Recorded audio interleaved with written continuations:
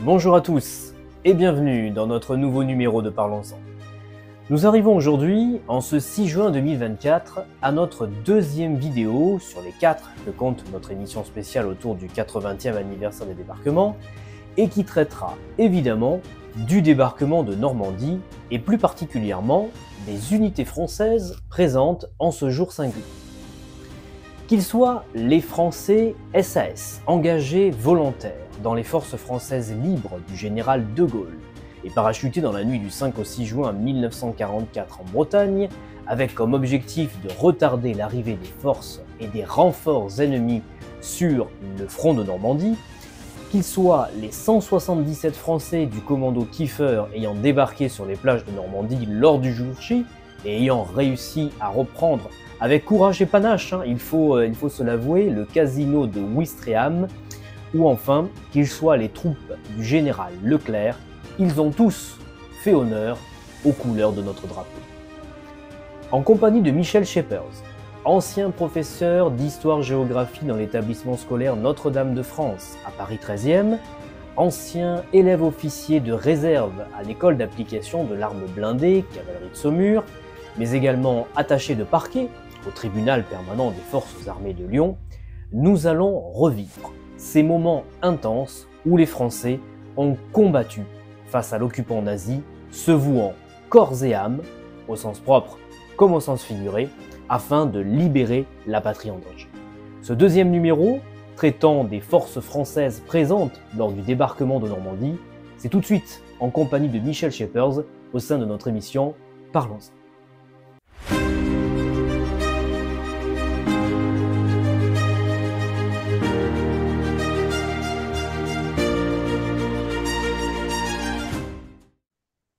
Cher Michel, bonjour. Je suis heureux de vous retrouver pour cette deuxième vidéo qui est proposée dans le cadre du 80e anniversaire des débarquements cette année en 2024. Après avoir longuement étudié le rôle crucial des réseaux de résistance et des différents maquis dans notre première entrevue, nous allons poursuivre aujourd'hui, en ce 6 juin, sur les troupes françaises présentes lors du débarquement de Normandie. Le 6 juin 1944, à l'aube, étalée sur un front de 35 km, une flotte de 4266 navires de transport et 722 navires de guerre transportant pas moins de 130 000 hommes s'approche des côtes normandes dont le pays est occupé par les nazis. Plus de 10 000 avions protègent le convoi. Baptisé du nom de code Overlord, concernant la conquête de la France dans la mesure où le débarquement prend quant à lui le nom d'opération Neptune, cette opération aéronavale demeure la plus gigantesque de l'histoire, remarquable autant par les qualités humaines de ses participants que par les prouesses en matière d'organisation logistique et d'innovation industrielle et technique. Elle était attendue depuis plus d'une année par tous les Européens qui, sur le continent, luttaient contre l'occupation nazie. Alors en ce jour le plus long, arrêtons-nous un instant sur ces unités françaises qui ont pris part au débarquement de Normandie, qui ont répondu à l'appel du général de Gaulle, refusant la défaite, foulant une nouvelle fois la terre de la patrie avec une seule volonté, celle de libérer la France occupée. Michel, je vous laisse la parole. Merci Christopher. Bonjour à tous. Je voudrais effectivement aujourd'hui aborder le rôle joué lors du débarquement et la bataille de Normandie par des unités militaires françaises intégrées aux armées britanniques ou américaines. Il s'agit essentiellement du premier bataillon de fusiliers commando du capitaine Kiefer et de la deuxième division blindée commandée par le général Philippe de Hautecloque, plus connu sous son nom de général Leclerc. Mais avant de présenter ces deux unités, je voudrais revenir brièvement sur l'action menée en Bretagne par une unité que j'ai très brièvement évoquée dans mes visioconférences précédentes, le deuxième régiment de chasseurs parachutistes du lieutenant-colonel Bourgoin, qui était intégré au Special Air Service britannique. Cette unité a été parachutée en Bretagne, donc, dans la nuit du 5 au 6 juin 1944. Ces hommes ont donc été les premiers militaires français à toucher le sol de la France. Après, bien sûr, ceux qui étaient venus aider les maquisards corses à libérer l'île de Beauté en septembre 1943. Comme j'ai eu l'occasion de le dire brièvement, ces combats menés en Bretagne par les forces françaises de l'intérieur ont été très efficacement aidés par ces parachutistes français. Ils ont fixé sur place les troupes allemandes de Bretagne en les empêchant d'aller renforcer les troupes allemandes de Normandie. Donc, ça m'amène à dire d'abord quelques mots de l'apparition dans les forces armées françaises des premières troupes aéroportées. C'est l'armée soviétique qui a été la première, dès le début des années 1930, à créer dans son sein des unités parachutistes. En 1935, dans l'armée rouge, il y avait déjà 4000 parachutistes. Cette année-là, on a envoyé en URSS 5 officiers français, 3 de l'armée de l'air, 2 de l'armée de terre, pour qu'ils y soient initiés au parachutisme militaire. Et de retour en France, ce sont ces officiers qui ont été à l'origine, en 1937, dans l'armée de l'air, de la création des troupes aéroportées. Elles ont été constituées de 2 groupes d'infanterie de l'air, le 601e basé à Reims et le 602e basé en Afrique du Nord, dans la banlieue d'Alger. Ces 2 unités ont combattu en 1940, mais elles n'ont pas mené d'opération aéroportée. Une opération aéroportée avait été projetée aux Pays-Bas, mais finalement, elle a été annulée. Alors, ces unités ont été dissoutes, évidemment, durant l'été 1940, après l'armistice, au lendemain de la défaite, mais en 1943, en Angleterre, 2 unités parachutistes françaises sont créées, le 2e et le 3e régiment de chasseurs parachutistes, tous les 2 intégrés au prestigieux Special Air Service britannique. C'était une unité de force spéciale créée en Égypte en 1941. C'est le 2e régiment de chasseurs parachutistes, commandé par le lieutenant-colonel Bourgoin, qui est choisi pour opérer en Bretagne. À partir du 5 juin 1944 et pendant plusieurs jours, plusieurs centaines de parachutistes sont largués, une partie dans les côtes du Nord, de nos jours on dit les côtes d'Armor, l'autre dans le Morbihan, au nord de Vannes.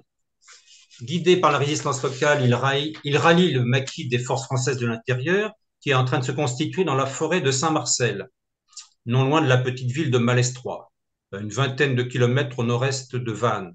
Du coup, ce maquis monte en puissance, d'autant qu'il bénéficie d'armes parachutées par les Britanniques en abondance, si bien que le 18 juin, lorsque les troupes allemandes lancent une opération contre ce maquis, la manœuvre d'encerclement échoue. Les maquisards et les parachutistes français parviennent à décrocher, à s'exfiltrer et à se disperser. Les Allemands ont eu une centaine de tués, les Français une trentaine, dont 6 parachutistes. Alors, une fois dispersés en Bretagne, ces parachutistes français n'ont pas du tout été inutiles, bien au contraire.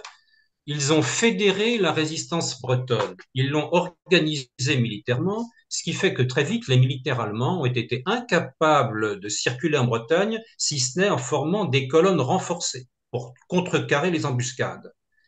Mais les parachutistes français étaient en liaison radio avec l'Angleterre. Donc, ils peuvent transmettre par radio avec précision les positions successives, la progression des colonnes allemandes, ce qui permet à l'aviation alliée de les bombarder avec une très grande efficacité, puisque l'aviation alliée a la maîtrise du ciel. Alors, les maquisards bretons, je l'ai dit, se sont montrés très efficaces pour appuyer les opérations militaires en Normandie, encore plus efficaces au mois d'août lorsque l'armée américaine s'est lancée dans la libération de la Bretagne. Mais si ces résistants bretons ont été efficaces, les parachutistes français venus d'Angleterre n'y ont évidemment pas été pour rien. Ils avaient engagé 450 hommes, 70 ont trouvé la mort et près de 200 ont été blessés, soit au total plus de la moitié de l'effectif. Ce sont des pertes élevées qui s'expliquent par le fait que, contrairement aux parachutistes britanniques et américains largués en Normandie, ils n'ont pas pu bénéficier de matériel lourd amené par planeur, puisqu'à l'époque, on ne pouvait pas encore larguer du matériel lourd par parachute.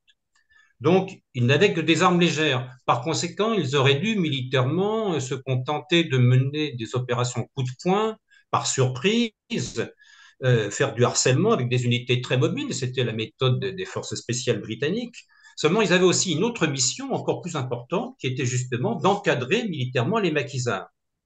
Donc, finalement, dans un deuxième temps, cette mission s'est révélée très efficace parce que, encore une fois, si les maquisards bretons ont été très efficaces, c'est en grande partie grâce à ces parachutistes français.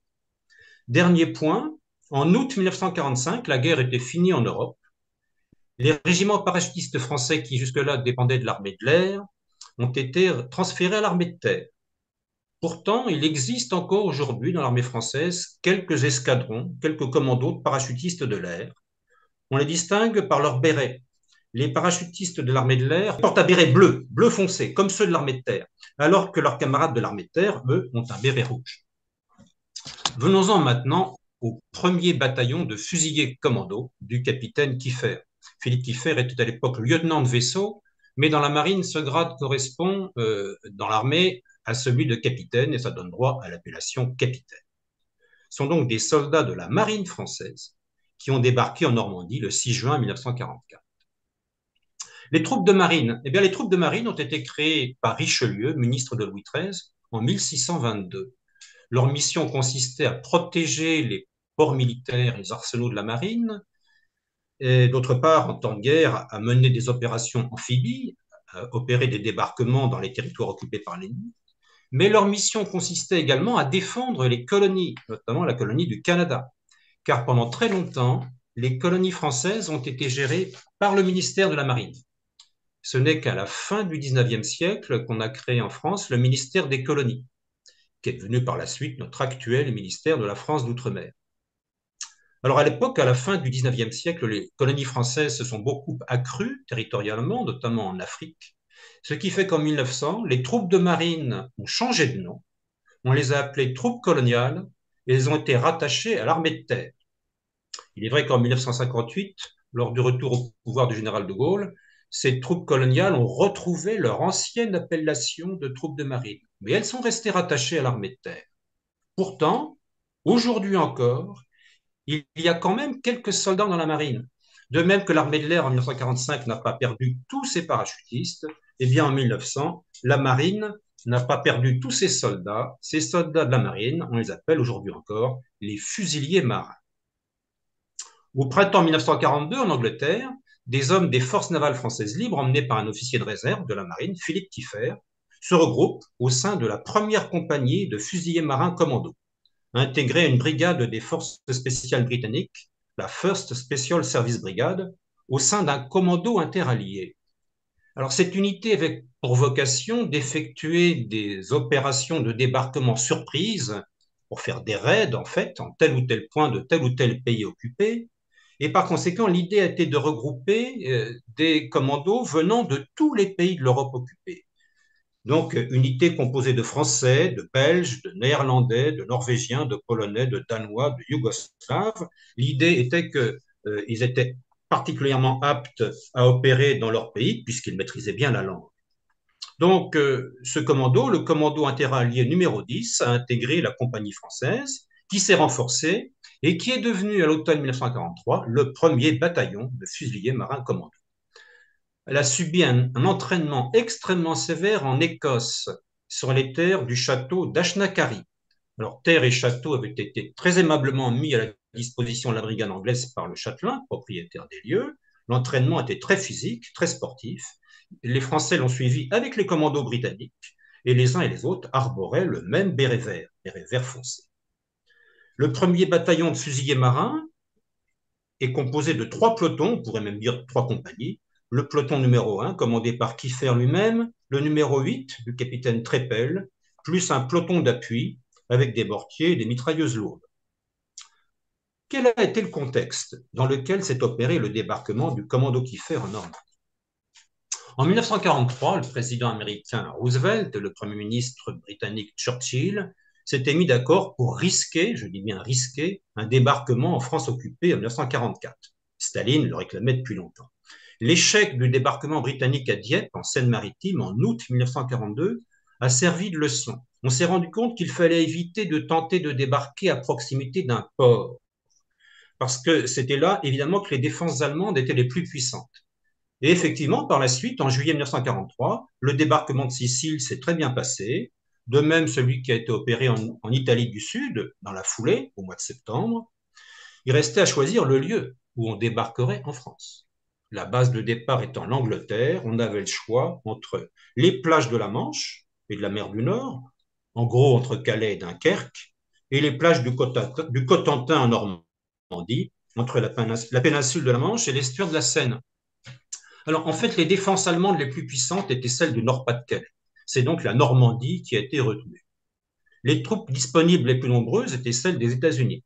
Donc, le commandement de l'opération a été confié à un général américain, le général Eisenhower.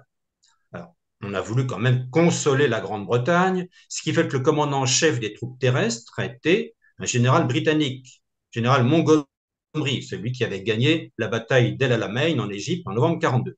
De même, les commandants en chef de la marine et de l'aviation étaient britanniques, l'amiral Ramsay et le maréchal Lake Mallory. Le tout étant donc chapeauté par le général américain Eisenhower. On a prévu 5 secteurs de débarquement, 2 secteurs américains à l'ouest, Utah Beach et Omaha Beach, c'était leur nom de code, 3 secteurs britanniques à l'est, Gold Beach, Juno Beach et Sword Beach. Alors, le secteur de Juno Beach, entre les deux autres, était dévolu à des troupes canadiennes, mais les troupes canadiennes étaient placées sous commandement militaire impérial britannique. Alors, pour affaiblir les défenses allemandes du fameux mur de l'Atlantique, des bombardements aériens massifs avaient été prévus, mais à l'époque, ils étaient le plus souvent très imprécis. Ils ont donc été très peu efficaces. On peut dire que si le débarquement de Normandie le 6 juin 1944 n'a pas tourné au bain de sang généralisé, c'est grâce à la précision des tirs de l'artillerie navale, des cuirassés notamment et des croiseurs alliés qui ont été dévastateurs. Soit dit en passant, ça contredit une idée assez largement répandue, idée selon laquelle, durant la Seconde Guerre mondiale, les cuirassés et les croiseurs n'auraient servi à rien et seuls auraient été utiles les porte-avions et les sous-marins. Alors c'est vrai que pendant la guerre, notamment pendant la guerre du Pacifique, durant les batailles navales, ce sont les porte-avions qui ont joué le rôle principal, mais par contre, le rôle des cuirassés et des croiseurs pour les débarquements a vraiment été capital. Sans leur appui-feu massif, eh bien, beaucoup de débarquements auraient probablement échoué, ou bien même tout simplement, on n'aurait pas osé les mener, et notamment celui de Normandie. Alors ce débarquement a été le plus massif de toute l'histoire militaire, bien sûr. Il a été appuyé par les feux de 5 cuirassés, les cuirassés américains Nevada, Texas et Arkansas, les cuirassés britanniques Ramillies et Warspite. Il a été appuyé par les feux de 22 croiseurs, 12 croiseurs britanniques, 7 croiseurs américains, 2 croiseurs français, le George Legge et le Montcalm, un croiseur polonais, et par les tirs d'une cinquantaine de contre-torpilleurs, les anglo-saxons disent destroyers. Il y avait en plus d'autres bâtiments plus petits qui ont également ouvert le feu. L'heure précise de chaque débarquement était soigneusement choisie. Alors, les Allemands avaient truffé les plages de rails de chemin de fer fichés dans des blocs de béton remplis d'explosifs.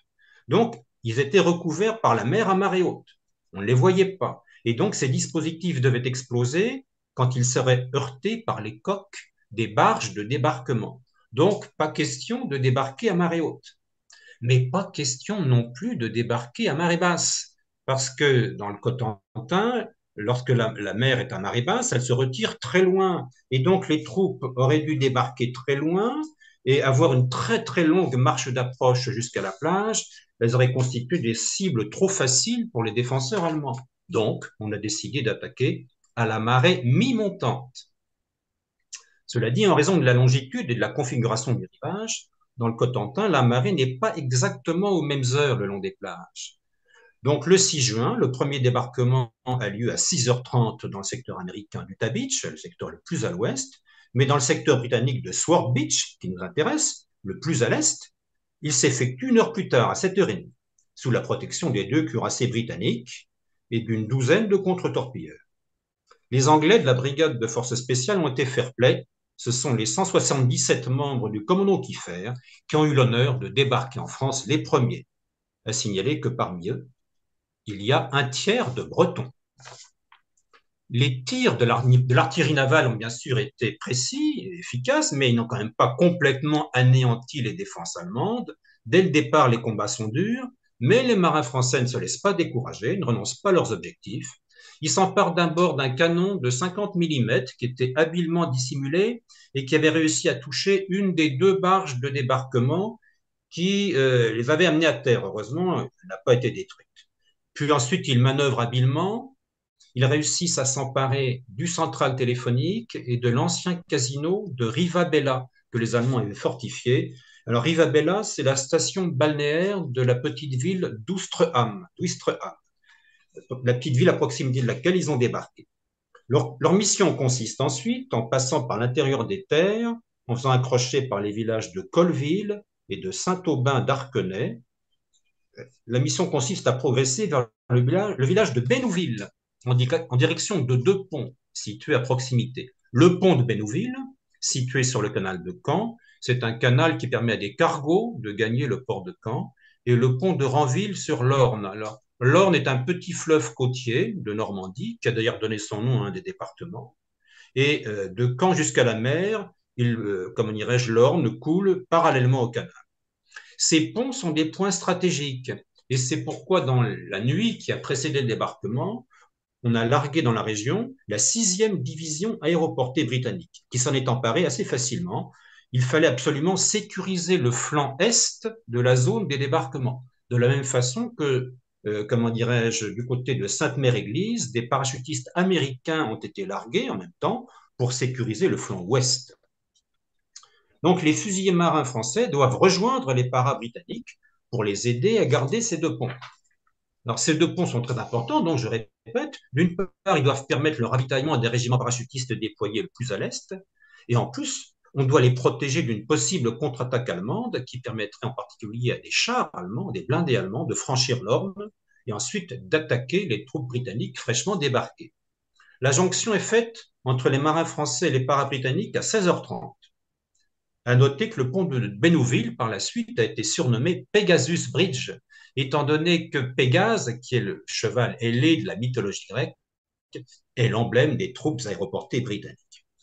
Après quoi, le commando français reprend sa progression, mais cette fois vers le nord-nord-est, en direction du village d'Anfreville, pour consolider le flanc est des troupes britanniques débarquées.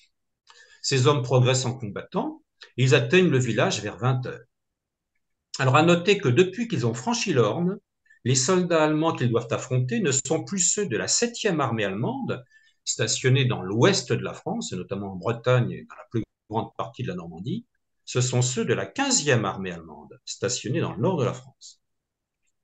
Alors, normalement, le premier bataillon de fusiliers marins commando, vu que c'était une unité destinée aux opérations coup de poing, il n'aurait dû rester sur place que 3 ou 4 jours. En fait, il est resté sur place près de 3 mois, jusqu'au 27 août. Et pourtant, le 6 juin au soir, le jour du débarquement, l'unité a déjà perdu au combat 25% de ses effectifs, 10 tués et une trentaine de blessés. Donc Kiefer lui-même, qui a été blessé 2 fois, la deuxième fois, il a été contraint d'accepter son évacuation. Le 27 août, le bataillon regagne l'Angleterre pour y reprendre des forces et y être recomplété. Mais il repartira au combat en novembre 1944, jusqu'à la fin de la guerre, toujours dans les rangs de l'armée britannique, d'abord aux Pays-Bas puis en Allemagne. Au total, 33 des 177 fusiliers marins du jour J auront trouvé la mort, soit un pourcentage de perte de près de 20%.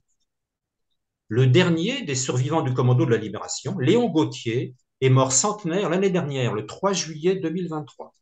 4 jours plus tard, une cérémonie d'honneur militaire a eu lieu pour lui à Ouistreham, présidée par le président de la République, Emmanuel Macron. Ouistreham, dans le cimetière de laquelle, désormais, il repose. Le souvenir du lieutenant de vaisseau Kiefer et de ses hommes n'a pas été perdu dans la marine française. En 2008, a très officiellement été créé en son sein un commando Kiefer, fort de 70 hommes. Il est basé en Bretagne, à Lorient, et il fait partie, comme les 6 autres commandos de la Marine nationale, du commandement des opérations spéciales. Il est notamment spécialisé dans la guerre électronique, les drones et le déminage. Il a donc pour cela des chiens entraînés à la détection des explosifs. En hommage à leurs anciens de la Libération, les hommes des commandos de la Marine nationale portent le même type de béret que les hommes de Kiefer. Un béret vert foncé, celui des militaires des forces spéciales britanniques, alors que celui de la Légion étrangère est vert clair. Et ce béret vert foncé est incliné à l'anglaise, vers le côté droit, avec l'insigne à gauche, à l'inverse de tous les autres bérets militaires français. Venons-en maintenant à la plus importante des unités militaires françaises qui ont été impliquées dans la bataille de Normandie, la 2e division blindée du général Leclerc, une grande unité regroupant 16 500 hommes. n'a pas eu l'occasion de combattre longtemps en Normandie, mais elle a joué un rôle important dans la conclusion de la bataille. Et par ailleurs, les combats menés en Normandie ont été pour elle son baptême du feu, même si beaucoup de ces hommes avaient déjà combattu précédemment dans d'autres unités. Donc ces combats ont aussi pour effet de renforcer sa cohésion et sa détermination. Alors, nul ne l'ignore, les blindés ont joué un rôle très important durant la Seconde Guerre mondiale, les chars de combat, les automitrailleuses. Pourtant, il s'agissait d'une arme relativement récente, qui avait une vingtaine d'années seulement. Dans les années 1920, les chars français faisaient partie de l'infanterie. Comme en 1918, à la fin de la Grande Guerre, ils avaient pour mission d'appuyer l'infanterie. Ils servaient d'appui-feu lors de l'assaut des fantassins, d'où l'appellation à l'époque de chars d'assaut. Et ils étaient répartis donc par petits paquets tout au long du front d'attaque. Mais dès le début des années 1930, il y a eu des progrès techniques importants dans l'industrie de défense et donc on a pu mettre au point de nouveaux modèles de chars nettement plus rapides en tout terrain. Il faut dire qu'en 1918, les chars ne pouvaient avancer qu'à la vitesse d'un homme au pas. Ils étaient extrêmement lents et ils avaient une autonomie en carburant très faible. Donc il est devenu concevable de regrouper ces nouveaux chars dans de puissantes formations autonomes et donc de leur donner des missions de cavalerie blindée. La cavalerie française a donc voulu se doter de ces nouveaux chars, mais elle s'est heurtée à l'opposition de l'infanterie qui voulait jalousement en conserver le monopole. Heureusement, à l'époque, le chef d'état-major de l'armée française, c'était le général Weygand, de 1930 à 1935, un homme énergique et efficace, déterminé, et qui en plus était de formation officier de cavalerie. Donc il était bien conscient du fait que mécaniser la cavalerie française, au moins en partie, eh bien, ça lui permettrait de continuer à assurer ses missions traditionnelles, mais avec une efficacité accrue. Et quelle mission, à vrai dire? Eh bien, mission d'éclairage et de reconnaissance, d'abord, à l'approche de la bataille. Ensuite, mission de choc et de percée au plus fort de la bataille. En cas de succès, mission mais de poursuite de l'ennemi vaincu pour transformer sa retraite en déroute. À vrai dire, c'est ce qu'avait fait avec succès la cavalerie à cheval en 1918, la cavalerie française dans les Balkans contre les germano-bulgares, la cavalerie britannique en Palestine et en Syrie contre les Turcs. Et pour finir, en cas d'échec, au contraire, mission de freinage et de retardement pour protéger la retraite de l'infanterie. Voilà quelles sont les missions traditionnelles de la cavalerie à cheval ou blindée. Et donc, dès 1933, une brigade mécanique est créée au sein de la 4e division de cavalerie. Ça a été la première brigade blindée au monde 2 ans avant les premières Panzer-divisions dans l'armée allemande. En 1935, c'est la 4e division de cavalerie dans son ensemble qui devient une division mécanisée. La 4e division légère mécanique, de nos jours on dirait division légère blindée, donc une division dotée de chars, d'automitrailleuses, de dragons transportés dans des véhicules semi-chenillés, de motocyclettes. Une 2e division légère mécanique va suivre en 1937, une 3e en février 1940. Mais la cavalerie française a dû ruser. Pour ménager les susceptibilités de l'infanterie, elle a appelé ses chars automitrailleuses de combat et ses chars légers automitrailleuses de reconnaissance. Pourtant, c'était de véritables chars. Quant à ces véritables automitrailleuses, elle les a appelées automitrailleuses de découverte. Alors, aiguillonnée par la cavalerie, l'infanterie s'est résolue à son tour à créer des divisions blindées. Elle les a appelées divisions cuirassées. Elles comprenaient quelques chars lourds, d'un modèle ancien, il est vrai, chars lourds dont était privée la cavalerie d'ailleurs. Mais elle l'a fait tardivement. Les premières et deuxièmes divisions cuirassées n'ont été créées qu'en janvier 1940, la troisième en mars 1940. Alors que c'était dès 1936 que le colonel de Gaulle, le futur général, en avait réclamé la formation. Tout a changé à Alger en novembre 1942. On a enfin mis un terme à la rivalité infanterie-cavalerie pour l'emploi des chars. Et on doit ce changement salutaire au général Giraud. À Alger, en novembre 1942, une quinzaine de jours après le débarquement des troupes américaines et britanniques au Maroc et en Algérie, le général Giraud a pris une décision importante. Alors que l'amiral Darlan, un haut dignitaire de Vichy rallié aux Américains, venait de relancer l'armée d'Afrique dans la guerre contre l'Allemagne et l'Italie. il a créé notre actuelle arme blindée cavalerie. Les chars français, à l'avenir, feraient tous partie de la cavalerie et agiraient en conséquence en tant que cavalerie blindée. Au départ, à vrai dire, les blindés français étaient plutôt virtuels. Le fait est que durant la campagne de Tunisie, de novembre 1942 à mai 1943, pour l'essentiel, les chasseurs d'Afrique et les spahis ont combattu avec leurs chevaux. Ils ont combattu d'ailleurs très courageusement et souvent très efficacement, d'autant que le terrain en Tunisie est souvent rocailleux et accidenté, et à vrai dire, le terrain rocailleux et accidenté n'a jamais été favorable aux chars ou blindés. Seulement, heureusement, dans le courant de l'année 1943, il y avait presque plus de chars et d'automitrailleuses dans l'armée d'Afrique à cause des clauses de l'armistice de 1940. Mais dans le courant de l'année 43, heureusement, le général Giraud, qui s'entendait bien avec les Américains, a obtenu la fourniture abondante de matériel militaire moderne, du matériel militaire américain, et donc on a pu entreprendre la constitution de 8 divisions d'infanterie motorisée et de 3 divisions blindées au sein de l'armée française de la Libération. Cette armée française de la Libération a été officiellement constituée le 1er août 1943 par intégration dans l'armée d'Afrique du général Giraud des forces françaises libres du général de Gaulle. Au début de l'année 1943, les deux hommes étaient encore rivaux. Le général Giraud avait l'appui des Américains et des Britanniques et de beaucoup de Français d'Afrique du Nord. Le général de Gaulle, lui, avait l'appui de la résistance intérieure française et de Français de métropole de plus en plus nombreux. Heureusement, les deux hommes ont fini par s'entendre et ils ont créé à Alger, le 3 juin 1943, le Comité français de libération nationale, un comité donc qui a été co-présidé par les deux généraux. Par conséquent, de juin 1943 à août 1944, le général de Gaulle a résidé à Alger et non plus à Londres. À noter que dès l'automne 1943, il a réussi à obtenir le retrait du général Giraud du CFLN. CFLN qui, dès lors, a donc été dirigé exclusivement par lui. Et ce CFLN est devenu, un an jour pour jour après sa création, le gouvernement provisoire de la République française, le 3 juin 1944. C'est ce gouvernement provisoire, le GPRF, que de Gaulle a dirigé jusqu'en janvier 1946. À vrai dire, le général de Gaulle n'a pas eu beaucoup de difficultés pour obtenir le retrait du général Giraud du CFLN. De son propre aveu, le général Giraud ne s'intéressait pas aux questions politiques et il reconnaissait qu'il n'y connaissait pas grand-chose. C'est ainsi qu'on a pu former la première division blindée, constituée le 1er mai 1943, division commandée par le général Touzet du Vigier, la 5e division blindée, constituée le même jour, commandée par le général Deverne-Joule, et donc la 2e division blindée, constituée sous cette appellation le 24 août 1943, un peu plus tard donc, et commandée par le général Leclerc. Le général Leclerc, il incarne assurément une des plus hautes figures militaires de toute l'histoire de France.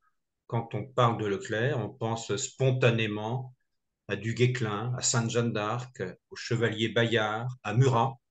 Né en 1902 dans une vieille famille aristocratique de Picardie, Philippe de Haute-Cloque, c'était son vrai nom, notre futur général Leclerc, eh bien, il a choisi la carrière des armes. Il sort 5e de l'école militaire de Saint-Cyr en 1924, il choisit la cavalerie. L'année suivante, il sort major de promotion de l'école de cavalerie de Saumur. À sa demande, il est affecté au Maroc en 1926 et donc il participe au combat qui marque l'achèvement de la colonisation du pays. Il devient chef d'un goum, entre guillemets, d'une cinquantaine de cavaliers supplétifs en 1929. Il se comporte brillamment au combat, notamment lors du combat de Xiret Mbarka, en plein massif de l'Atlas, le 13 juillet 1930. Sa conduite, à ce moment-là, lui vaut sa première citation à l'ordre de l'armée. Il y en aura d'autres. Voici le texte de cette citation. Officier doué des plus belles qualités morales, volontaire pour les forces supplétives, où il sert depuis plus d'un an, avec une ardeur et un allant au-dessus de tout éloge. Le 13 juillet 1930, au cours d'un engagement contre un ennemi nombreux et bien armé, a fait l'admiration de tous en se dépensant avec une bravoure merveilleuse en tête des cavaliers de son goum pour protéger le gros de ses forces. Par ses qualités manœuvrières, a dégagé les groupes qui étaient tombés dans une embuscade et a harcelé les insoumis pendant leur repli. Grâce à ses habiles dispositions, a pu replier tous ses blessés. Au cours du combat, a été blessé et a eu 2 chevaux tués sous lui. Le ton est donné. Le lieutenant de Haute-Cloque est promu capitaine en 1934. Il devient instructeur à Saint-Cyr. Ayant réussi le concours d'entrée à l'école de guerre, pour y être breveté officier d'état-major, il en sort premier en 1939. En septembre 1939, la guerre a été déclarée, il est affecté à l'état-major de la 4e division d'infanterie. Il se dépense sans compter pendant toute la campagne de France en mai-juin 1940. Campagne au cours de laquelle il est blessé d'ailleurs, heureusement pas trop gravement. Il n'accepte pas l'armistice et il parvient à gagner l'Angleterre via l'Espagne et le Portugal au mois de juillet. Le 25 juillet, il arrive à Londres et il se présente au général de Gaulle à Carlton Gardens. Il se présente sous le nom de François Leclerc. En effet, il ne veut pas se faire connaître de l'ennemi sous son vrai nom pour éviter d'éventuelles représailles contre sa famille en France occupée. Et le patronyme de Leclerc est assez répandu en Picardie. De Gaulle s'y connaît en homme. Leclerc lui fait tout de suite une excellente impression. Sa franchise, sa lucidité, sa détermination, son patriotisme, tout ça, ça fait de lui manifestement un chef militaire au potentiel exceptionnel. Et donc le chef de la France libre écoute avec intérêt le récit des combats que Leclerc a menés. Et comme il était bon observateur, Leclerc, il en a tiré de précieux enseignements. Et notamment le point suivant. Les points forts de l'armée allemande, malheureusement, ce sont les points faibles de l'armée française. Très bonne liaison interarmes entre les blindés, l'infanterie et l'artillerie. Très bonne liaison interarmée entre les troupes au sol et l'aviation. Qualité des transmissions radio. Commandement dynamique des chefs à l'avant. Tout ce qui a manqué à l'armée française. De Gaulle investit Leclerc, qu'il nomme d'ailleurs commandant, d'une mission de confiance. Se rendre en Afrique et y procéder au ralliement à la France libre de toute l'Afrique équatoriale française. Si grand est le rayonnement de Leclerc, si vive est sa foi dans les destinées de la France, qu'il parvient à mener à bien sa mission en une semaine. Du 20 au 28 août, responsables civils et militaires de l'AEF, l'Afrique équatoriale française, se rallient à lui et au général de Gaulle. Donc, grâce à lui, la France libre dispose désormais d'une assise territoriale française. Leclerc, qui s'est autopromu colonel au début de sa mission, pour ne pas être en position d'infériorité hiérarchique vis-à-vis des officiers qu'il devait essayer de convaincre de se rallier à lui, il établit sa résidence à Fort-Lamy, aujourd'hui N'Djamena, la capitale du Tchad.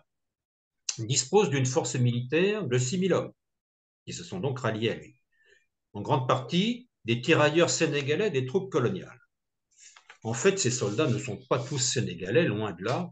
Ils ont été recrutés un peu partout au sein des colonies françaises, d'Afrique noire, notamment au Tchad, mais ils étaient tous appelés tirailleurs sénégalais. Ces moyens matériels sont très limités, quelques vieux camions, très peu adaptés au sable du désert, quelques vieilles automitrailleuses, tout aussi peu adaptées au désert, quelques centaines de dromadaires, des groupes nomades.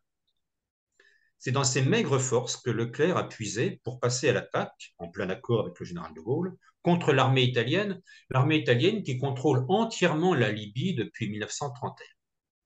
L'objectif principal, c'est l'oasis de Koufra, dans le désert du Fezzan, qui forme le sud-ouest de la Libye.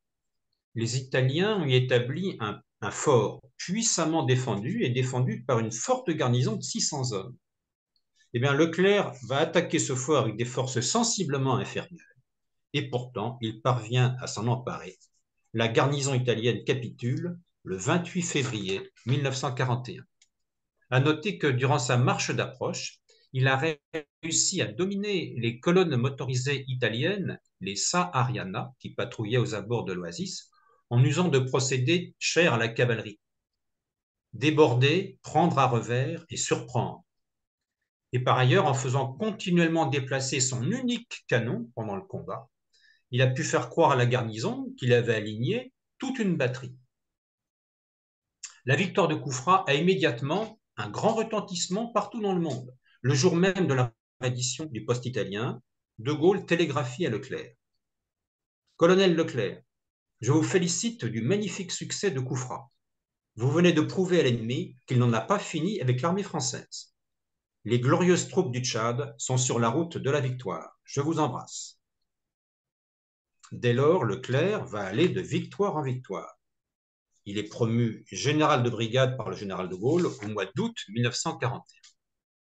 Son patriotisme résolu et sa foi chrétienne profonde lui donnent une confiance inébranlable dans le salut de la patrie et dans la victoire finale. Sa foi chrétienne qui est soutenue à distance par les prières de son épouse sur lesquelles il compte beaucoup. Militairement, il s'est renforcé. La colonne Leclerc maintenant est forte de 4000 Africains et de 600 Européens, appuyée par un groupe aérien d'une vingtaine d'appareils. Avec cette colonne mobile, il fait dans le Fezzan libyen des incursions de plus en plus profondes contre les postes italiens. À noter que le Fezzan est quand même grand comme 3 fois la France. En janvier 1943, il s'empare de Mourzouk. En février, de Ghadamès, à la frontière tunisienne. Il a fait sa jonction avec l'armée britannique d'Égypte, victorieuse de l'Africa Corps de Rommel, à El Alamein au début du mois de novembre 1942. Général anglais Montgomery, le vainqueur d'El Alamein, intègre sa colonne, désormais baptisée Force L, L pour Leclerc, à son armée, la 8e armée britannique. Il lui donne pour mission d'assurer la couverture de son flanc gauche dans le cadre de la campagne de Tunisie. Cette campagne de Tunisie, donc, qui a été entamée en novembre 1942, depuis le territoire algérien, par les troupes américaines et britanniques débarquées au Maroc en Algérie et par l'armée française d'Afrique du général Giraud, l'armée française d'Afrique qui a été remobilisée. Depuis l'assassinat de l'amiral Darlan, d'ailleurs au mois de décembre, l'armée d'Afrique est commandée exclusivement par Giraud. Durant sa participation à cette campagne de Tunisie au sein de la 8e armée britannique, la troupe de Leclerc combat aussi brillamment qu'en Libye précédemment. Le 29 mars 1943, la force L entre à Gabès avec les Britanniques, puis à Kérouan, plus au nord, le 12 avril. Et le 20 mai, à Tunis, après la capitulation des forces allemandes et italiennes, c'est le grand défilé allié de la victoire en Afrique. Les troupes américaines, britanniques et françaises défilent dans Tunis sous les acclamations de la foule. Mais les soldats de Leclerc défilent avec les Britanniques et non pas avec les soldats français de l'armée d'Afrique. Leur chef et le général Giraud n'ont pas réussi à s'entendre. Tout change heureusement à partir du 3 juin 1943, lorsque le général de Gaulle et le général Giraud concluent un accord qui constitue le CFLN. Général Leclerc est promu général de division. Son unité voit ses effectifs augmenter, des volontaires le rejoignent. Français d'Afrique du Nord ou même Français de métropole qui ont réussi à gagner le Maghreb via l'Espagne et Gibraltar. La force L, le 10 juin 1943, devient la 2e division française libre, qui vient s'ajouter à la 1re division française libre du général de l'Armina. Mais le 1er août 1943, les forces françaises libres, donc, je l'ai vu, je vous l'ai dit tout à l'heure, dans leur ensemble, cessent juridiquement d'exister. Dans le cadre du CFLN, elles sont réintégrées dans l'armée française régulière du général Giraud. Concrètement, elles sont intégrées à l'armée d'Afrique, si bien que le 24 août, la 2e division française libre change de nom et devient la 2e division blindée. C'est à Témara, non loin de Rabat, sur la côte septentrionale atlantique du Maroc, que Leclerc va constituer sa division blindée, de septembre 1943 à avril 1944. Il a préféré le Maroc plutôt que l'Algérie parce qu'il connaît bien le pays. Il lui faut se renforcer en effectifs et en armement. Voyons d'abord les effectifs. Sur les 6000 hommes dont il dispose, les 2000 Africains vont devoir regagner le Tchad, car à l'époque, on estime qu'ils sont impropres à mener une guerre en Europe, où les hivers sont très rigoureux, c'était avant le réchauffement climatique, et d'autre part, dans une division blindée, où il va falloir utiliser du matériel techniquement complexe. Donc l'effectif de la division, qui doit être de 16 500 hommes, Leclerc doit donc trouver 12 000 hommes pour compléter ces effectifs. Il va les obtenir en se voyant attribuer des régiments constitués, déjà constitués. Ce qui fait que, paradoxalement, il va y avoir dans sa division blindée davantage d'officiers et de soldats de l'armée d'Afrique que des forces françaises libres. Le tableau d'effectifs de la 2e division blindée est le suivant. 12e régiment de chasseurs d'Afrique, 12e régiment de cuirassiers, 501e régiment de chars de combat, Premier régiment de marche de Spahis marocain. Premier régiment blindé de fusiliers marins. Premier régiment de marche du Tchad. Groupe d'artillerie du 1er régiment d'artillerie coloniale. Groupe d'artillerie du 40e régiment d'artillerie nord-africaine. Groupe d'artillerie du 64e régiment d'artillerie d'Afrique. 22e groupe d'artillerie des forces terrestres antiaériennes. 13e bataillon du génie. À ces unités s'ajoutent 5 compagnies du train, transport et circulation routière, un groupe d'intendance, un groupe de réparation, un bataillon médical, un bataillon de transmission. Le régiment de chasseurs, le régiment de cuirassiers et le régiment de Spahis sont des régiments de cavalerie. Le 501e régiment de chars de combat dépendait avant la guerre de l'infanterie, mais désormais, tout comme le régiment de cavalerie, il fait partie de la nouvelle arme blindée cavalerie. Le régiment de fusiliers marins fait partie, lui, de la marine, tout comme le commando Kiefer, qu'on a vu tout à l'heure. Le régiment d'infanterie de la division est le régiment de marche du Tchad, qui regroupe les gaullistes de la première heure. Quel est le matériel en dotation au sein de l'unité? C'est le matériel suivant. 250 chars de combat, 36 chasseurs de chars, 64 automitrailleuses, 81 canons automoteurs chenillés de 105 mm, 664 autres véhicules, blindés de transport de troupes et camions, et plusieurs centaines de véhicules légers, les fameuses jeeps, plus des motocyclettes. Les chars de combat sont des chars américains Sherman, du nom d'un général nordiste durant la guerre de sécession. Le Sherman est nettement moins efficace que les meilleurs chars allemands, les chars Panther et les chars Tigre. Il est haut, donc il est facilement repérable. Ses chenilles ne sont pas très larges, donc il a tendance à s'embourber assez facilement. Son canon de 75 mm est inférieur à l'excellent canon allemand de 88 mm qui équipe les Tigres et les Panthères. Mais c'est un char robuste et surtout, il a été fabriqué en très grande quantité, près de 50 000 exemplaires. Heureusement, le chasseur de chars M10 Wolverine est équipé, lui, d'un canon de 76,2 mm à haute vitesse initiale qui peut venir à bout du blindage des Tigres et des Panthères, du moins à distance moyenne ou latéralement. Ce chasseur de chars équipe le régiment blindé de fusiliers marins. Le régiment de Spahis, lui, dispose des automitrailleuses. C'est donc le régiment de reconnaissance de la division.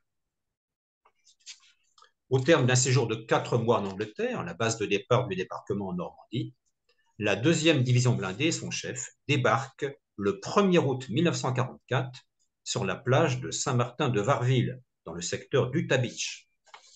Elle a été intégrée à la 3e armée américaine, commandée par le général Patton, dont elle constitue l'une des 4 divisions blindées.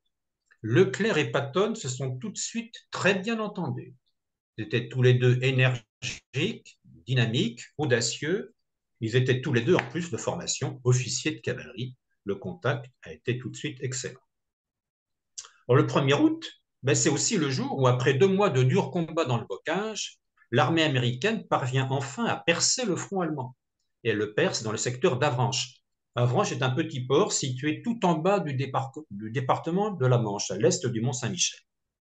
Du coup, Patton lance en exploitation 3 de ses 4 corps d'armée vers le sud-est pour réaliser une vaste manœuvre d'enveloppement par le sud de la 7e armée allemande qui combat en Normandie. Et le 4e de ses corps d'armée, il reçoit, lui, pour mission de bifurquer vers l'ouest pour libérer la Bretagne avec l'aide, on l'a vu, des maquisards bretons des FFI et des parachutistes français du 2e RCP. La 2e division blindée française fait partie de son 15e corps d'armée. Le 9 août, les Américains s'emparent de la ville du Mans, la préfecture de la Sarthe. Leclerc se trouve au nord-ouest de la ville. Le 15e corps américain a maintenant pour mission d'opérer une conversion vers le nord, en direction d'Argentan, en Normandie, de façon à faire jonction avec la première armée canadienne, qui progresse du nord vers la ville de Falaise. On espère ainsi encercler la 7e armée allemande en Normandie. L'attaque du 15e corps d'armée vers le nord, vers la Normandie, démarre le 10 au matin. La 2e DB de Leclerc doit remonter le cours de la Sarthe, un affluent de la Loire. La 5e division blindée américaine doit progresser un peu plus à l'est. L'adversaire des Français est notamment la 9e Panzer Division allemande. Elle est bien équipée en char Mark IV, un char de conception assez ancienne, à la portée du Sherman, et en panthère, mais elle ne dispose pas de chars tigres, les chars les plus puissants. L'idée de manœuvre de Leclerc est la suivante: saisir intacts les ponts sur la Sarthe à Alençon, avant que les sapeurs allemands n'aient le temps de les faire sauter. Et ensuite, poursuivre vers Argentan en débordant les zones boisées par des percées. Les ordres de Leclerc sont formels. Ne pas se laisser arrêter par les résistances. Les déborder, sinon les casser. Courir au plus vite aux lisières nord de la forêt d'Alençon. Lorsqu'une résistance allemande est trop forte, Leclerc n'hésite pas à pousser ses batteries d'artillerie au plus près, derrière les avant-gardes, pour écraser l'adversaire. Et ça marche. Le 12 août au matin, Leclerc est à Alençon. La 2e de DB a rejoint la Normandie. Et le 13 août, la 2e division blindée française et la 5e division blindée américaine, ces deux divisions qui forment le 15e corps d'armée de Patton, donc, sont aux abords d'Argentan, en plein cœur de la Normandie. Leclerc serait d'avis de reprendre la progression vers le nord, vers la ville de Falaise, dans le Calvados, pour rejoindre les Britanniques et encercler la 7e armée allemande. Mais le général américain Bradley, le commandant en chef de l'armée de terre américaine, estime qu'il ne dispose pas de forces assez puissantes pour opérer solidement ce bouclage. Et donc, malgré les tirs d'artillerie massifs des Alliés, malgré leurs bombardements aériens tout aussi massifs, une bonne partie des troupes allemandes de Normandie parvient in extremis à s'en extraire, à s'extraire de la fameuse poche de Falaise. Quel bilan établir de l'action menée par la 2e division blindée en conclusion de la bataille de Normandie? Donnons la parole au général Leclerc, qui écrit une lettre au général de Gaulle le 21 août au matin. Dans cette lettre, il lui dit notamment ceci: Mon général, j'ai appris hier que vous avez débarqué à Cherbourg. Voici la situation de la division. Après une marche assez acrobatique d'Avranches au Mans, nous avons attaqué droit au nord et en 4 jours atteint l'Orne entre Écouché et Argentan. Notre attaque, prenant de flanc et successivement plusieurs divisions allemandes, a amené d'excellents résultats. J'ai eu réellement l'impression, pendant plusieurs jours, de revivre la situation de 1940 retournée. Désarroi complet chez l'ennemi, colonne surprise, etc. Résultat en ce qui nous concerne, pertes, 160 tués, 550 blessés environ. C'est peu, étant donné le grand nombre de combats. Au tableau, un minimum de 60 chars homologués, véhicules prisonniers et tués allemands très difficiles à estimer. Le moral de mes gens est des plus élevés et ils se sont bien comportés. Voilà, mon général. J'espère que d'ici quelques jours, vous vous poserez à Paris. De fait, désormais, Leclerc ne songe plus qu'à foncer vers Paris. Le 22 août au soir, il rejoint le PC du général Bradley et il obtient enfin le feu vert. Bradley lui dit: Vous tombez bien, j'allais vous faire expédier l'ordre d'Eisenhower d'aller à Paris. De fait, le général de Gaulle a réussi à convaincre le commandant en chef américain d'accélérer les choses. Et le 23 août 1944, au petit matin, la 2e DB quitte la Normandie et s'élance vers Chartres et Rambouillet en direction de la capitale. Elle n'a pas fini d'écrire son épopée pour la libération de la France et notamment la libération de Paris et de Strasbourg, bien sûr. Merci Michel. Pour cette passionnante entrevue, nous rappelons à la fois la présence, et il faut le souligner, mais également le rôle des unités françaises présentes lors de ce débarquement en juin 1944, des opérations SAS en Bretagne et enfin d'un portrait du général Leclerc. Alors, l'héritage des unités françaises engagées lors du débarquement de Normandie demeure une source d'inspiration et de fierté pour la nation française. Leur courage et leur détermination ont contribué à la libération de la France et à la victoire des Alliés lors de la Seconde Guerre mondiale.